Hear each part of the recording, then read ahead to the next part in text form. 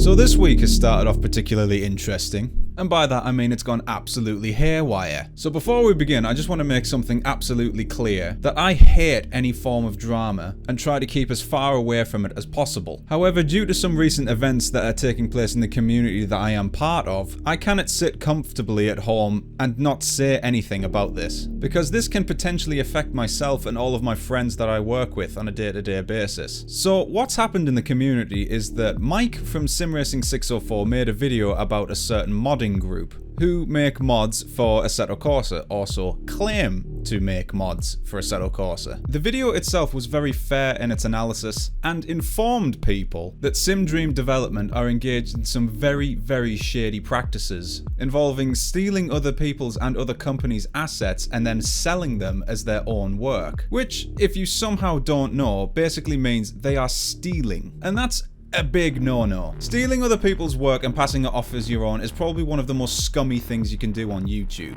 or in any form of content creation whatsoever. I've had to deal with this problem myself in the past, and trust me, it isn't fun. Now, a funny story about this particular modding website is that I unwittingly stumbled upon these guys a few days ago and saw that they actually charged for the mods, but they looked rather interesting. They even advertise on the website that you can commission a mod from them. Now, despite me having this channel and being into sim racing for quite a while, little more than a year now, I'm still relatively new to sim racing. So I asked my friend Chris Hare if this is a reputable site. No, their content is stolen. Basically what SimRacing 604 tried to do on a larger scale. However, upon release of that video from Mike, SimDream Development then proceeded to file false DMCA copyright takedowns on his entire channel, trying to silence him. This in turn puts Mike's channel in jeopardy and at risk of being completely erased. This is, with no ifs or buts, targeted harassment,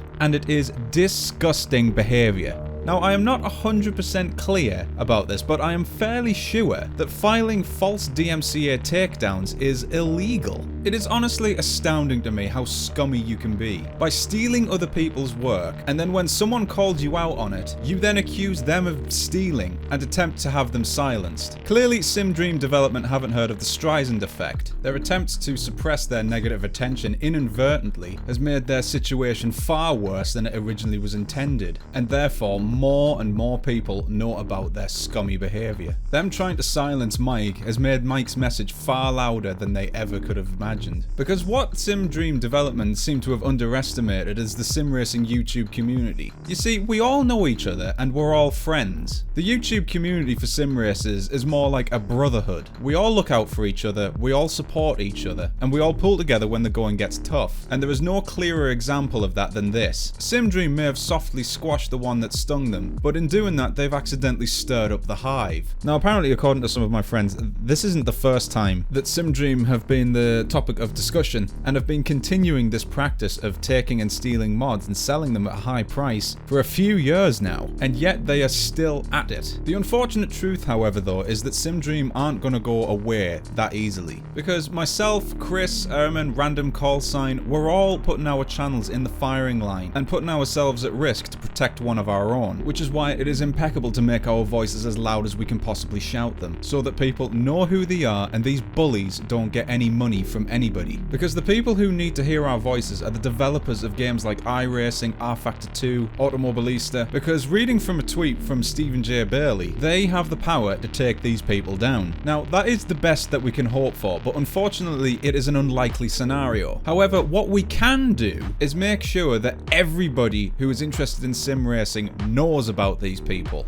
Make these people famous, because the more people know about these people, then the more likely they will avoid these people. Because again, they are petty thieves that will sell anybody else's assets to you to make a quick buck. So go ahead and share this video, share Random's video, share Chris's video, share everybody who's made a video about these people. And I believe you have the option to report the website itself for spam and scam. So let's end this video on a higher note and highlight one particular thing: how amazing amazing the sim racing community is, because Mike really took a bullet for all of us, and we've all came together to support Mike, which is amazing, and it's very rare to see a community this supportive. So, I'm proud of you guys. But also, one last message going out to Mike from SimRacing604. If you are watching, we're all behind you, mate, and we will be there to support you for every step of the way getting this sorted out. If this video ends up getting copyright strike, then you know why. Do not buy anything from SimDream Development. They have stolen other people's hard work, passed it off as their own, and tried to sell it as their own. That is not okay. So, thank you guys for watching, and I shall see you guys in the future race. Have a good night, everybody.